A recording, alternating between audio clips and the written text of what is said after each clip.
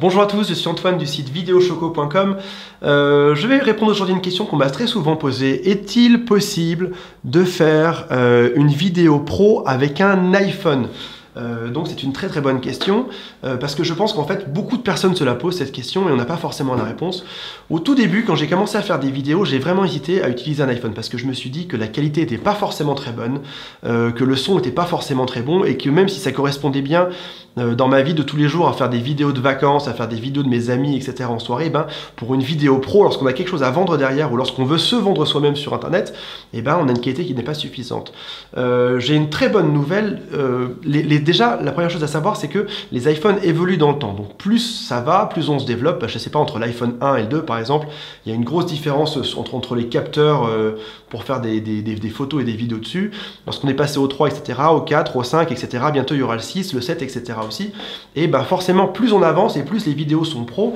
Depuis l'iPhone 4, on est en 1080 pixels. Donc c'est quand même des très très bonnes résolutions et ça veut dire que on peut avoir des vidéos qui sont très très bonnes aujourd'hui grâce à un iPhone. Donc je tourne aujourd'hui la majorité de mes vidéos grâce à un iPhone et ceci pour plusieurs raisons.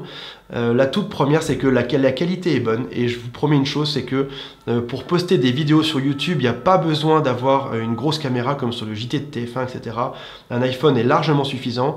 Il faut savoir aussi qu'il y a beaucoup de journalistes aujourd'hui, par exemple sur BFM TV, sur France 3, sur TF1, lorsqu'ils suivent des événements sportifs, par exemple, lorsqu'ils vont faire des reportages sur le terrain, etc., ils utilisent très souvent leurs iPhones parce que l'iPhone a beaucoup d'avantages. En plus d'avoir une résolution qui est suffisante pour faire des bonnes vidéos, il faut savoir qu'il y a beaucoup d'avantages, comme par exemple le fait qu'il y ait une caméra qui soit devant et derrière. Donc ça veut dire que, on peut, si on a besoin d'avoir un retour, on peut se filmer en se regardant dedans. Si on veut filmer quelque chose qui se passe devant nous, on peut encore une fois le prendre.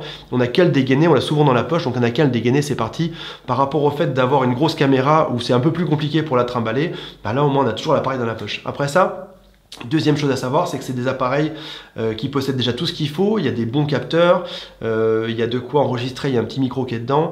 Il y a aussi après ça les accès à la 3G, à la 4G, au Wi-Fi, etc. Donc ça veut dire que dès qu'on a fini de tourner sa vidéo, on peut directement la mettre en ligne et c'est quand même très agréable, c'est quand même très pratique au quotidien pour mettre du contenu en ligne.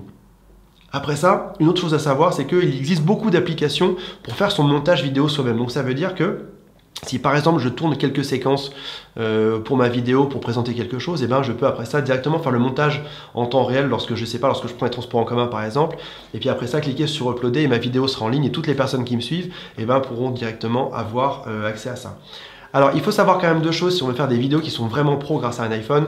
La première, c'est qu'il faut bien travailler son éclairage parce que par défaut, lorsqu'on est dans des scènes qui sont pas très éclairées, l'iPhone a vite tendance à pixeliser les scènes et donc c'est pas très très agréable. Deuxième chose à savoir, c'est que lorsqu'on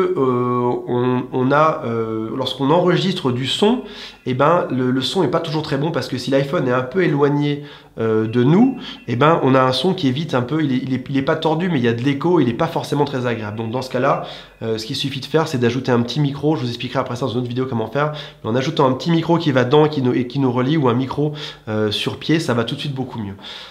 Donc voilà, l'iPhone, oui, si on veut faire des vidéos pro, il n'y a aucun souci. Je vous invite à foncer et à ne pas dépenser des milliers d'euros dans des grosses caméras qui seraient inadaptées et qui seraient sûrement beaucoup moins pratiques que cet appareil. Merci, à bientôt.